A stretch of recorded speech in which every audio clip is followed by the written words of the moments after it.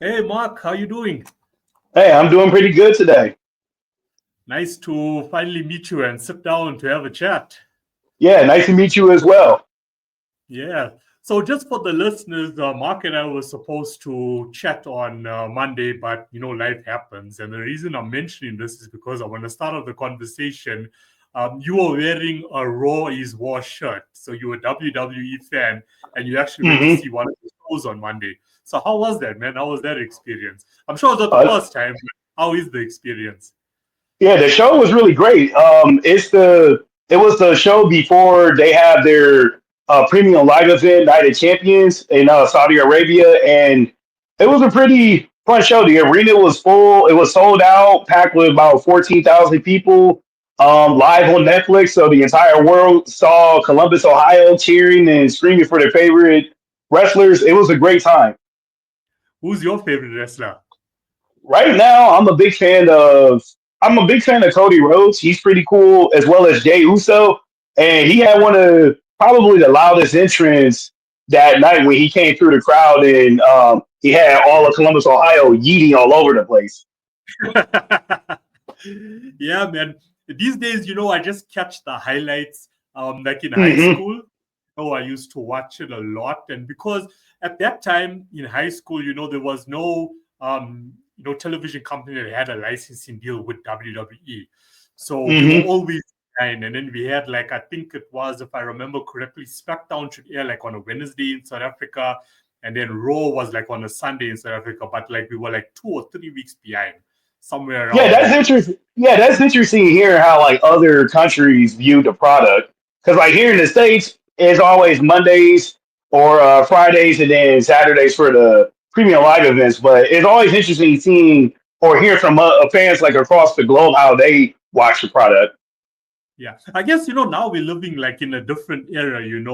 So now hmm there is a company that has a licensing deal. So now you can catch the live show. If you have that time for like 2 hours.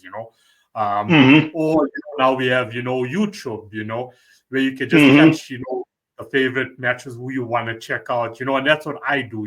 Except for like the main events. Like I love to watch that, and depending what the matches are like. hmm Then I will, like, okay, I'll wake up, and of course now for me to watch it live, I have to like be up like at 1 a.m. in the morning, South African time. Oh, yeah. I remember a few years ago, I was over to the UK and they had one of their live events over there, Clash at the Castle, and the day before they had SmackDown on live, and there it was on at 1 in the morning, and that was just a whole different experience for me because here in the states it comes on at 8 o'clock, so having to stay up Yeah, till 1 in the morning to watch it live was just a different experience. it is a different, but it's exciting. But as I said, it just depends, what's the line I'm looking at and where the storyline is actually going. I'm Yeah. over the years, like, you know, changed. Like I was a fan of The Rock, long time ago. Then after hmm The Rock, like it wasn't really someone specific I can say like I was interested in. And then when the bloodline started to take off and there was this huge hype around the bloodline, I was like, yeah, Roman hmm Reigns, he's my man. Yeah, that You was a know, pretty good storyline. A pretty good yeah, storyline for the last 4 years or so. yeah. But I mean, yeah, let's see what's next. Let's see what's next.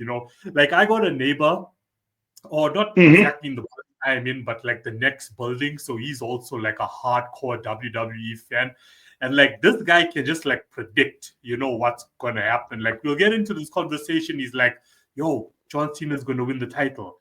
I'm like, okay, hmm let's check it out. And boom, that happened. And then even before Randy Orton came into the storyline, it was like, no, Randy Orton is going to come back. And I mean, this was like after, John Cena won the title, after WrestleMania. Yep. And boom, Randy Orton comes in. I'm like, dude, are you like psychic or something? you Yeah, know?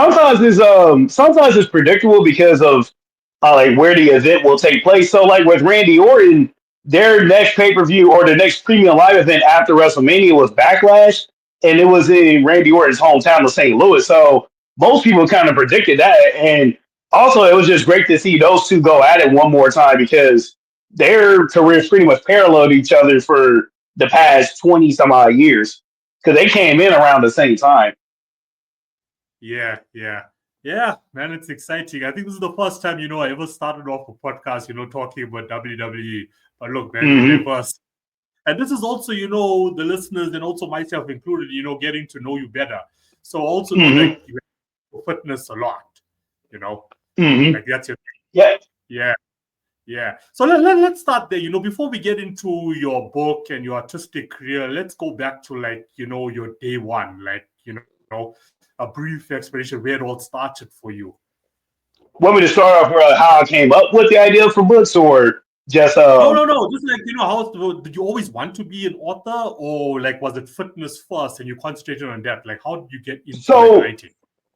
so for me, when it came to fitness, that started way back in high school when I participated in the cross country and track, and then I just continued to really keep in good shape while I was in college. And in college, that's when I started to do weightlifting, bodybuilding, powerlifting because I just wanted to get bigger. And yeah, so through college, I did bodybuilding, and then a few years later, I got into powerlifting, and then after that, I just continued to lift weights just to stay in shape.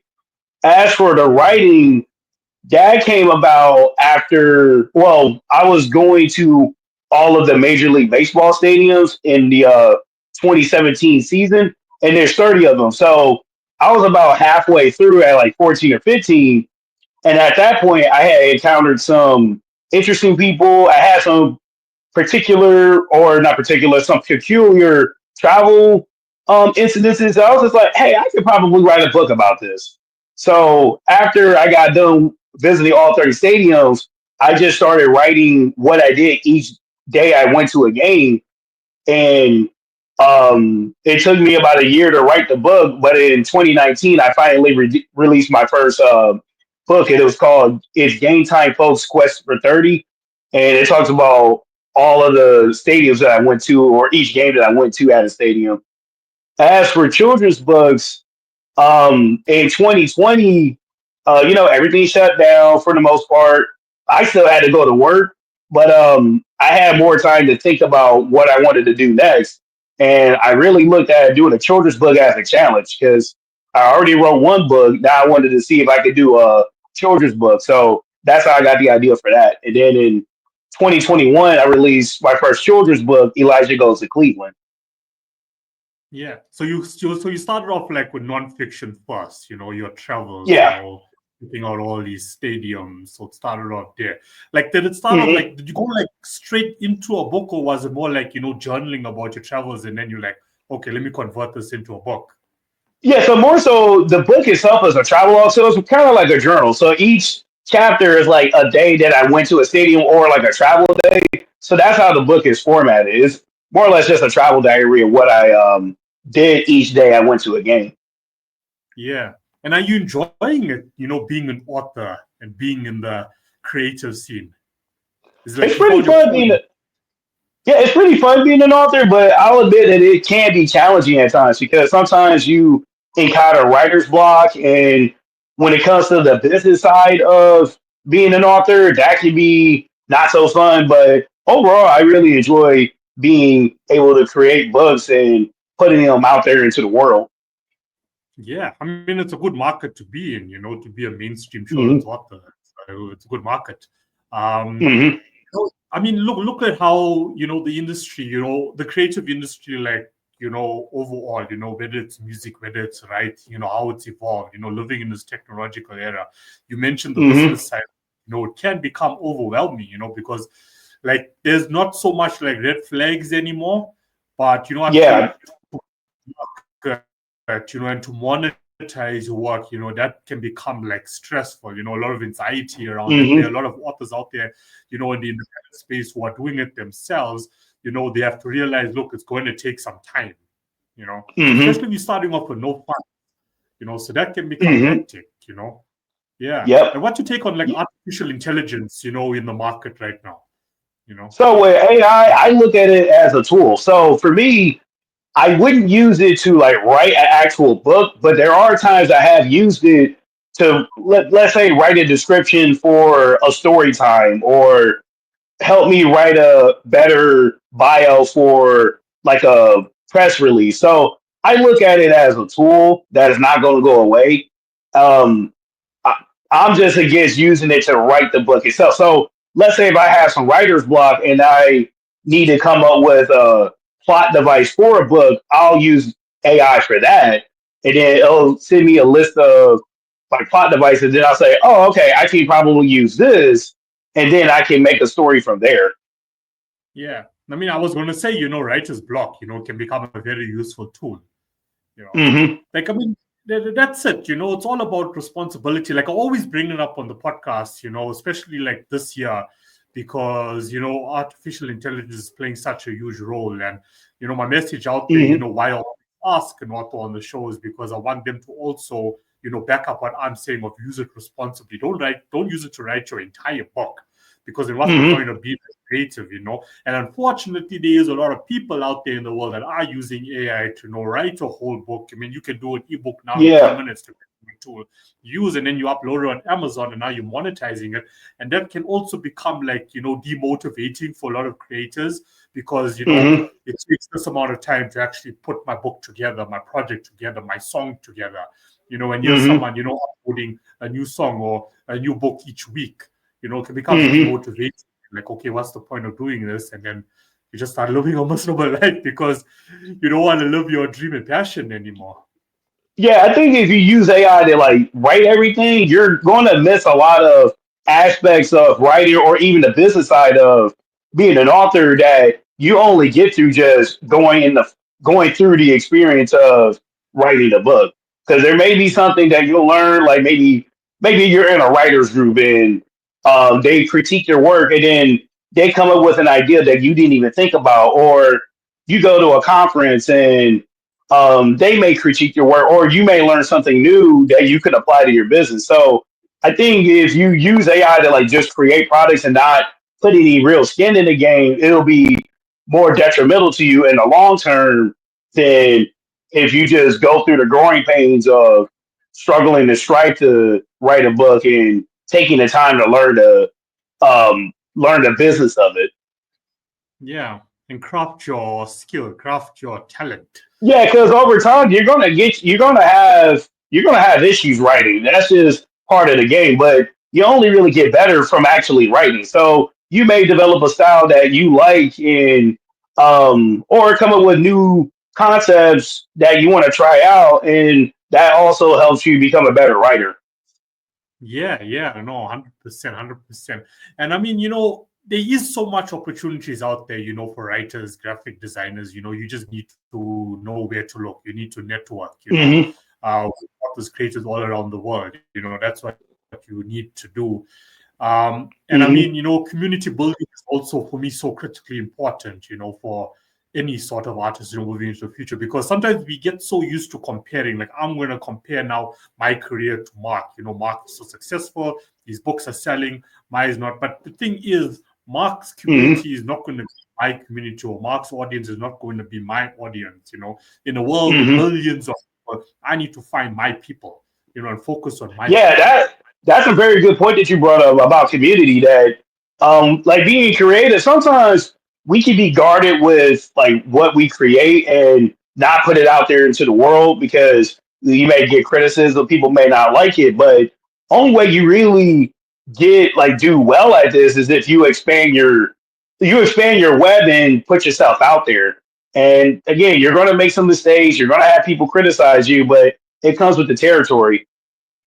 Yeah, criticism is part of growth. If no one Yeah. is criticizing your work, then there's something that you're not doing right. you Yep, know? that's true. Very true. Yeah, that's how I see it. I mean, I'm going to reference WWE again. It's a community. It's a worldwide Hmm. community. They got the community. Hmm. Not everyone. I'm sure they like you. There is other sports that you are interested in, but I am sure, guaranteed that there is people who are just committed, dedicated to world wrestling entertainment. You know, Yep. that's their thing. And the WWE has built a brand around those people. Whatever the storyline may be, whoever wins the title, they are going to show up and they are going to show support for the brand.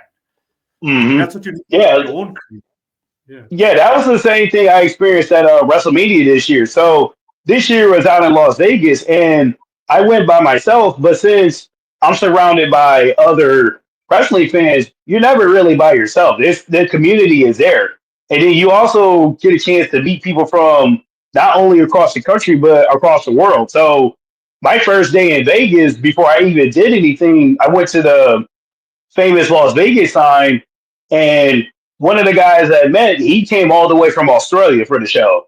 So it was like right out of the gate, I met someone from Australia, and then as I started going to more and more stuff, like going to WWE World or going to the Hall of Fame, I was meeting people from California and Massachusetts, some people from Canada, some people from the United Kingdom. So it was yeah, it was always cool to be able to meet people from other places around the world.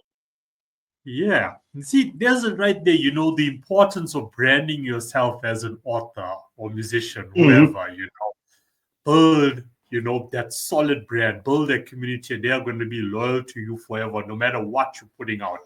When your new book is Hmm. dropping, they're going to be there. If you're dropping merchandise, they're going to be there. If they know you're in town for a book signing, they're going to be there.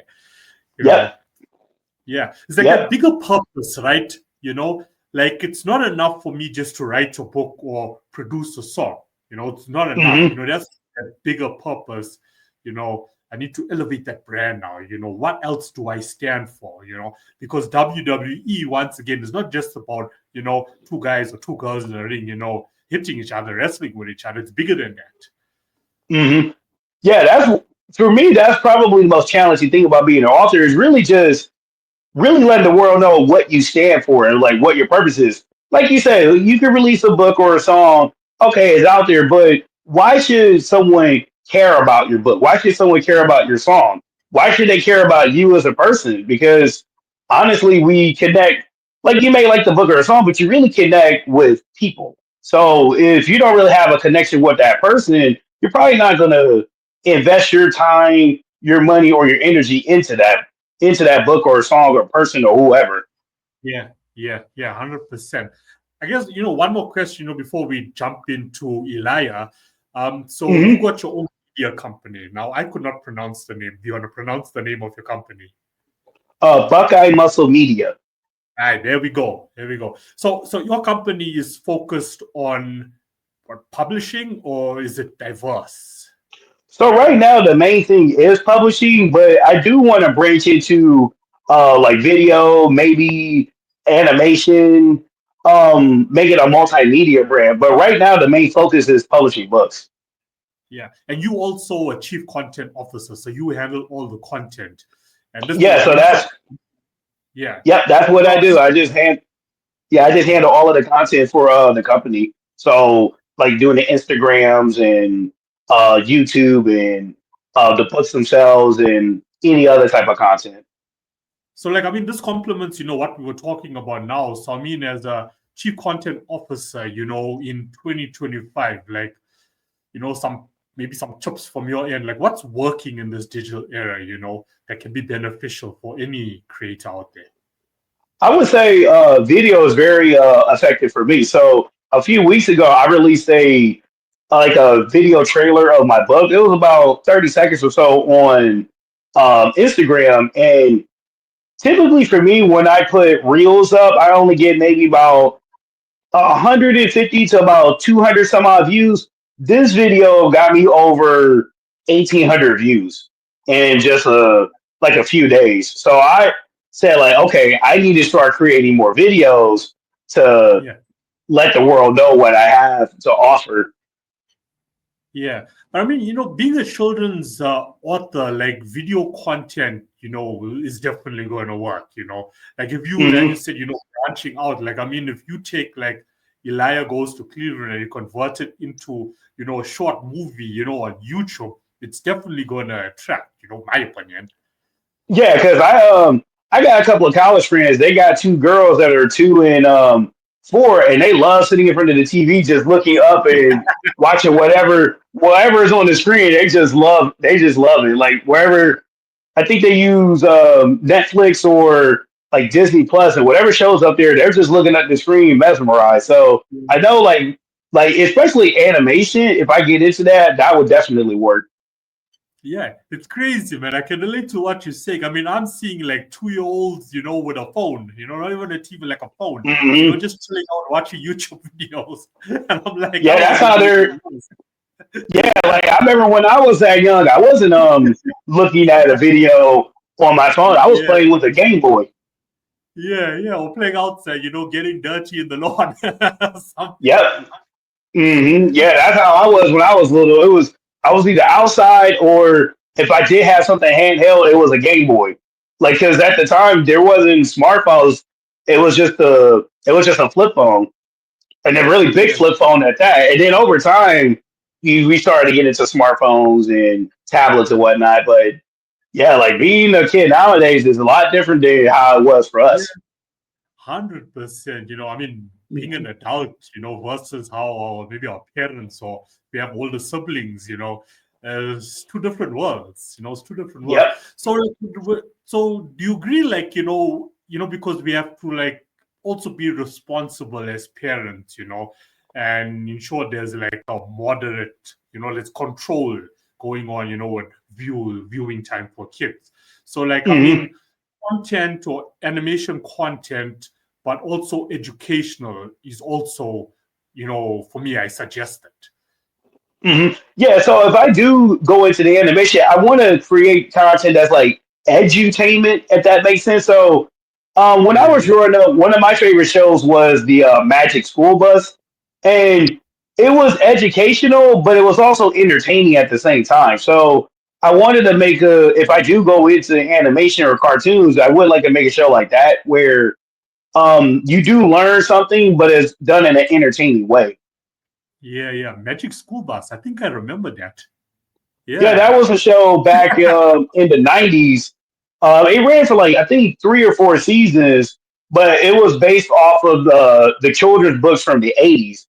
And then I think they actually rebooted the show a few years ago on Netflix, and there's like a newer version of it now on Netflix. Yeah. Just back to AI, I remember another tool. I forgot what the name is, but it also got launched. It actually helps, convert your children into animation, but I never really like check it out. It's not really my, Hmm. focus point. So, I mean, that, as you said, using AI, the future for all of those things also beneficial. So Yep. let's talk about Elijah now. Let's focus on Elijah first. What made you come up with like Elijah, the name Elijah, the character Elijah?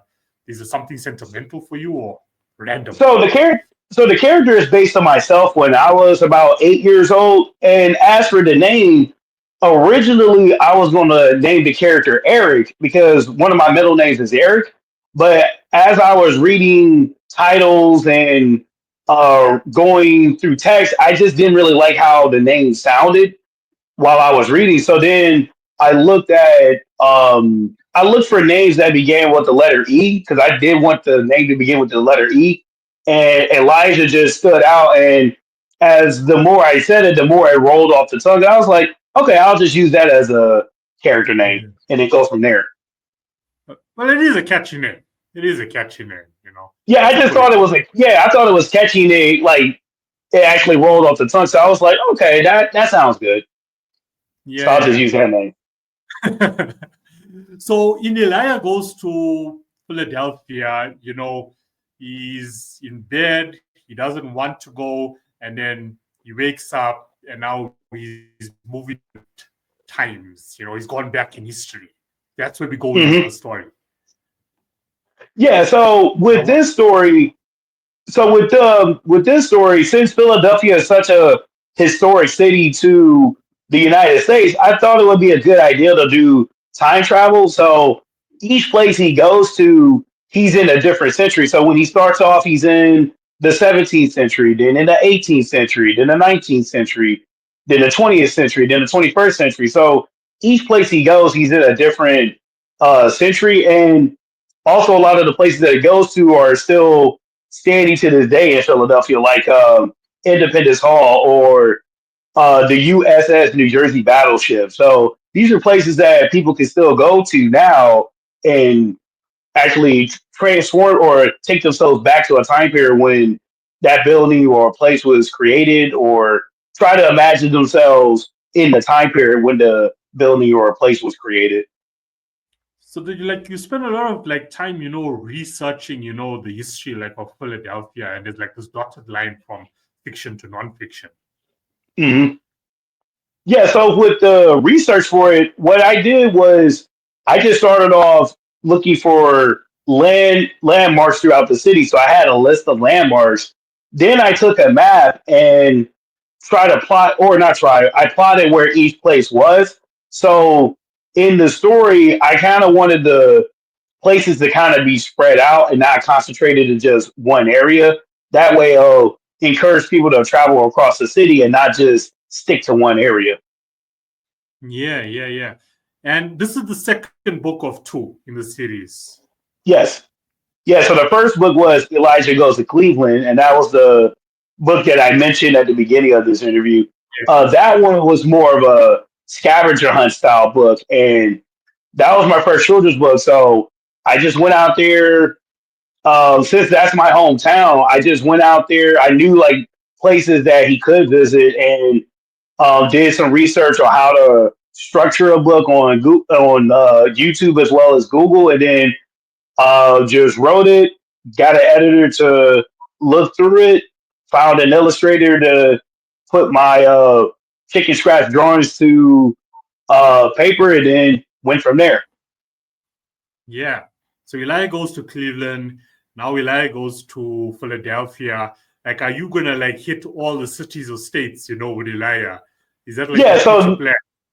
yeah, so I want to continue the series and go to different cities across the U.S. as well as across the world. So right now, I'm tentatively planning on releasing Elijah Goes to Washington D.C. next year, and then what I want to do is make the book or make the series to where I can bundle 3 or 4 books in a gift box, and then I can sell gift boxes like that where it has 3 or 4 stories and one gift set, as well as take the adventures to go international. So I was thinking about going to maybe Toronto or London, or maybe Lagos, Nigeria, or somewhere in South Africa like Johannesburg.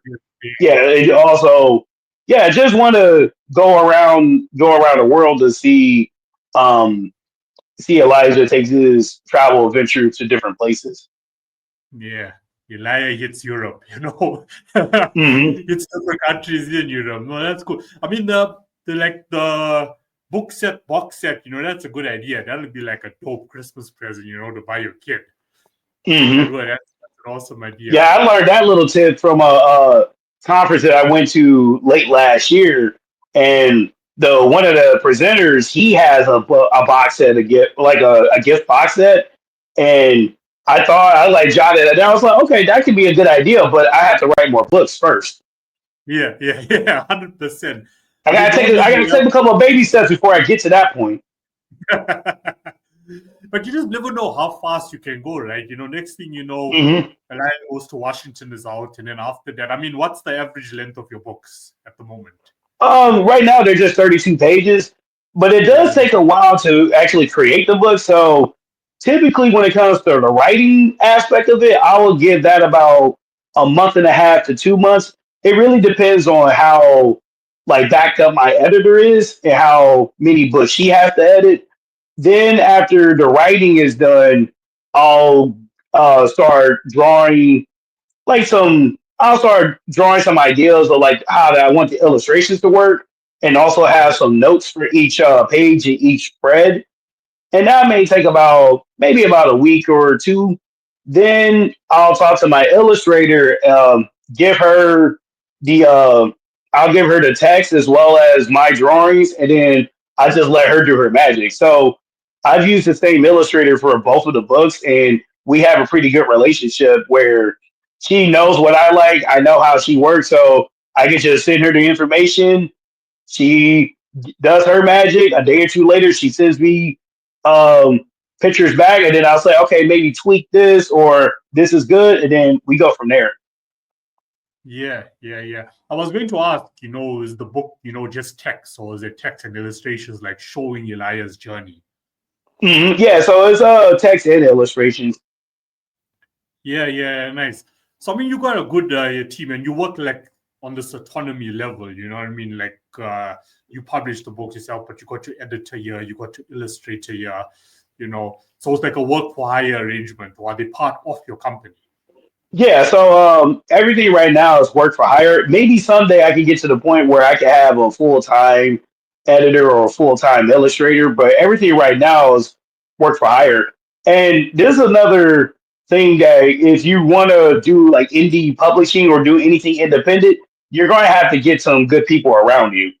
Like Yeah, it sounds good to try to DIY everything and do it yourself, but I think you could get a lot further along is you delegate some of the tasks to other people that have more expertise than you do.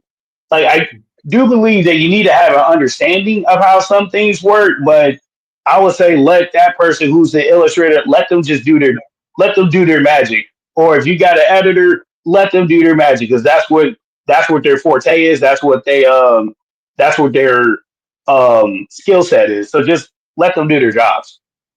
100%. I agree with you. I agree with you. You know, you need to know like your strengths, your weaknesses, and not that your weaknesses is a bad thing. You know, Hmm. it's just something that you're not really focused on. It's not something you're passionate about doing. So if you write, you know, do the writing and then look out for an editor, you know, Yeah, and that's why I always tell people it's like if you're gonna do this, you really need to understand who you are as a person first. And see if you're even up for the challenge of managing other people, managing finances, managing the marketing. So you really gotta be honest with you really gotta sit down, be honest with yourself and say, okay, this is something I'm good at, I'm gonna focus on this. This is something I'm not good at, I'm either going to improve that skill set or I'll just delegate that task to somebody else. So that's something that's really biggest takeaway I want people to get from this is that you really got to understand who you are as a person if you want to be in an independent publishing business. yeah. I mean, if we look at where the world is going, you know, and to build your business or your brand, you know, and being an artist, you know, being a writer or being a musician, you are an entrepreneur, you know, if you're an indie, Yep. right? So, you know, Hmm. to build your brand exponentially going into the future, you know, of this digital era, I mean, the next $1 million brand is going to be like a one-man crew because work for Hmm. hire is going to be critical, autonomy is going to be critical. You don't need to like, Hmm. you know, like if you want to expand, you know, cool, no problem, and have it all under like one umbrella. But I mean, knowing that that business is good at this, okay, I'm going to use them, you know, to do Hmm. that, and that is good at, I'm going to use them, and it's building a partnership. You know, that's Yep. what you really are doing. So I agree with that. Um, like you know, like it's just that you know people like sometimes you can feel so like hands on with your work and now you're scared to Yes. give it to that person because you know you're so used to how you do things but that's a fear you know you're just going to have to like leave behind you you know and I was about to bring that up because with my first children's book, I was so overly protective of it. It's like, this is my baby. I don't want somebody criticizing my baby. But when I actually went into an organization, a children's book organization, and had them critique my work, I started looking at the feedback and I was like, okay, I didn't even think about this, or I didn't think about that, or this makes sense. Nowadays, I kind of look at the books more pragmatically. Like, I still care about them. They're still like my babies and whatnot, but I don't, I'm not overly emotional. I'm not overly attached to them as I was when I first started off. I kind of looked at it. I look at it more pragmatically now, as opposed to oh, I need to protect everything about this. yeah because I mean an editor is going to know you know what's going to be more catchy you know to the reader you know Yes, they expert in that skill you know yeah, they know. whereas So that's why you hired them.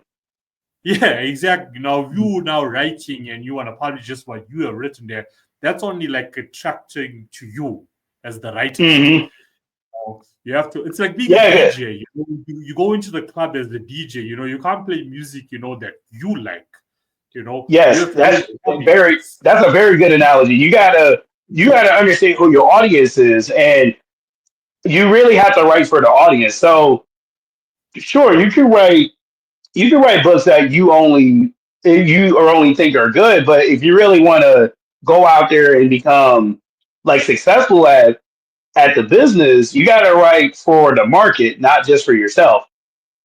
Yeah, no, 100%. I agree with you. I mean, look, I'm mainly involved like in the music industry, Hmm. been having authors on the podcast now, like I think about like 4 or 5 months, because for me, I feel like, there's this umbrella, in the artistic world, and the same challenges or that music publishers face is the same ones that, writing publishers actually face. And I noticed that, Yeah, I think the there's gap is not so wide. Yeah, I think there's a lot of similarities between musicians as well as authors. Because honestly, I've watched some videos with musicians talking about publishing or how they create music, and when I listen to them talk, I'm like, wait a minute, that's pretty similar to what I do with books. Only difference is I'm putting stuff on paper, the musicians putting stuff on wax or on digital, and you hear what they say as opposed to me putting it on paper. Yeah, 100%. And I mean, as you said, the book can be 32 pages, but it's going to take you this amount of time to put the book together. It's the same thing that goes with Hmm. music. So, so for like independent creators out there, which is the main focus point, like with this podcast, this is real life stories is happening right here. Everything that Mark has Hmm. done to his career is the same thing you're probably going through now, or you have to expect, this is going to happen. So it's good advice, to walk away with. So thank you for sharing, not only about your work, your career, where it all started for you, about Elijah, but also the tips that's going to help the next, creative out there Hmm. listening to the podcast. Okay, cool. He did that. Let me try that. Oh no, I was skeptical about an editor, but Mark says, okay, use an editor. And now he's giving me the reason why I should use an editor that motivates you to go out there and look for an editor, you know. Hmm. Um, Yeah, I try to give advice that's practical and you can actually apply. And also, a lot of it is just experience. It's just me going through the trials and tribulations. And I also do believe that a good way to learn is also to teach. So you can teach people like how to do something or tell people what to do, and then they may offer some feedback, and you just say to yourself, "Hey, I never really thought about that. That's actually pretty different. Maybe I could use that for something later." It don't even have to be yeah, books. It could be something else in your life. yeah. And as you and I, Mark, just said now, you could be a singer now listening to the podcast and thinking, okay, an author speaking is not relevant to my career, but it is, the Hmm. similarities are there. It's the same process, especially if you want to be 100% in control and you want to be an independent, you know, Yeah. you're going to be Hmm. following the same principles, the same advice to build your career, to build your brand.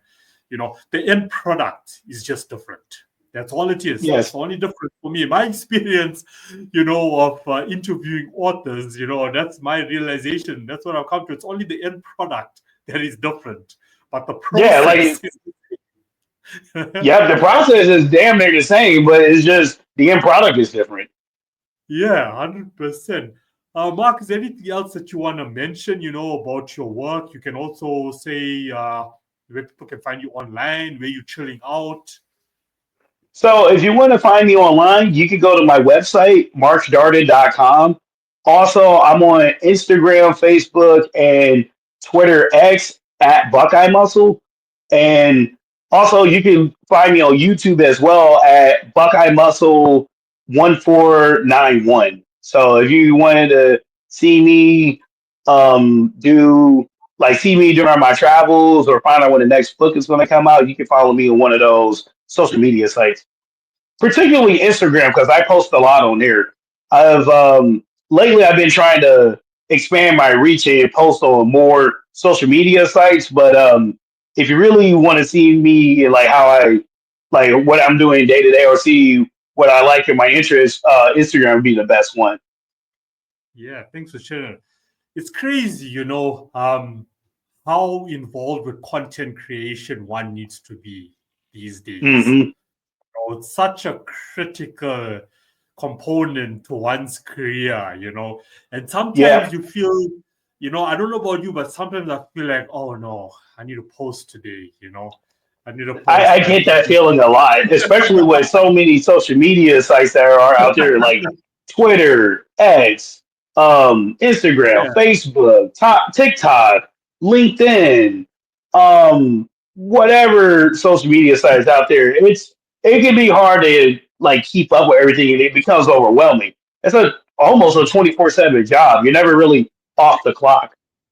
Yeah, that's the thing. You need to create your work. You need to manage your business. Now you also need to, create content, be your own content creator, own content, Hmm. manager, all those things. But that just falls under, being an independent, PR manager, Yep. distributor, publisher, Hmm. is this yeah. But I used to be like that also. I used to be all over the show, especially since 2020. When COVID hit, all these tools, were just coming out.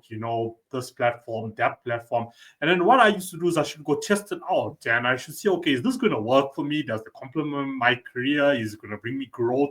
What I'm Hmm. looking for, what's my end goal?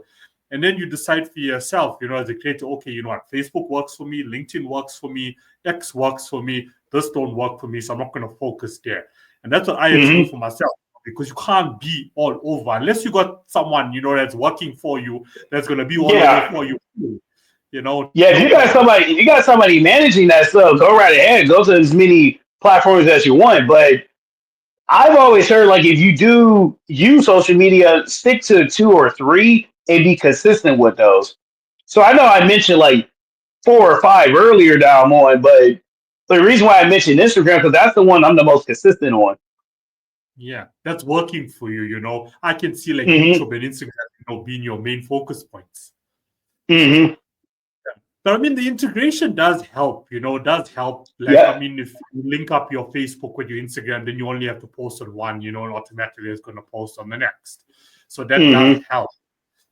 But you have to be careful as well. Don't get too emotionally involved with what's happening around the world or in politics, because you will end up posting on one platform that's not meant for this platform, or you got someone on that platform that might be offended by what you're saying on this platform. So you have to watch out for those things as well. Yeah. Keep it about the business. Or even the type of content like the videos they work on Instagram and YouTube, but it may not work on Facebook or it may not work on LinkedIn. So you gotta consider that as well. Like where are you posting this, and is this platform suitable for short form reels that are about 30 seconds long, or do they value more long form videos that are about 5, 6, 7 minutes? So you kind of gotta experiment and see what works and what doesn't work. Yeah. No, 100%, 100%. So I will definitely share, your links in the description. And yeah, please, listeners, check out Mark's website and your book. Elijah Goes to Philadelphia. Is it available in Kindle as well, for international listeners? Yeah, so right now the book is available on Amazon as well as Kindle for a digital download. Okay, perfect. That'll make it easier. I know sometimes when I want to get a book as well, and you think about, okay, if I order, it's only going to come like in 2 or 3 months, all the way to South Hmm. Africa. It just makes it easier. But I don't know about you, like for me, I like the physical book, Yeah, I'm more of a physical book person too, but I also got to understand that there's people they do value the digital version of it. So Yeah, I made a digital version of the book. That way I can post it on either Amazon or wherever digital books are sold. That way it's just another revenue stream. But I'm yeah, always more of a physical. I want to have the book in my hands yeah, type yeah, yeah, person. yeah. I understand. You have to be, accommodating to the whole entire market. I've interviewed, authors where, when I ask about their reading preferences, they all about Kindle. Kindle is Hmm. their ground. They prefer that. And then they'll be like, but no, my daughter, she likes the physical. So just different type. But you, as an author, you got to cater for all. You know what I mean? Like if I release music, I can't just be like, okay, I like Spotify, so I'm just gonna leave it on Spotify. Now I also got to put it on Apple Music as well. Yeah, that goes back to Yeah, expanding your web. You got to put it into as many stores as you possibly can. yeah, 100%. Mark, thank you so much, for coming on the podcast. This has been enjoyable, from WWE to branding to your books, to marketing tips. Yeah, this has been a great interview. Thank you for having me. I know, cool man. So we got Knights of Champions. That's coming up next. Yeah, that's on Saturday. Unfortunately, I'll be at work while that's going on, but I can always watch the replay later. That luckily, like nowadays, with having like Peacock and Netflix, I don't have to Yeah, watch it like right then and there. I can just watch it later. yeah, Back yeah. in the Because 90s, back in the 90s, you had to watch it like when it happened or you missed it.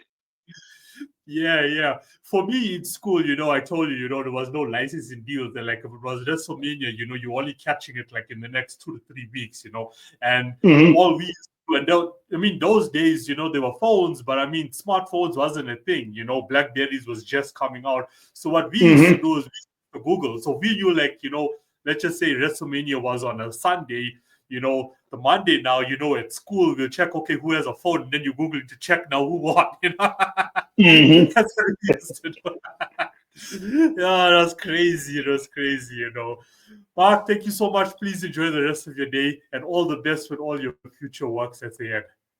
And good Yeah, luck thanks to for you, having Ryan. me. Thank you. You have a good one. Okay, bye. See ya.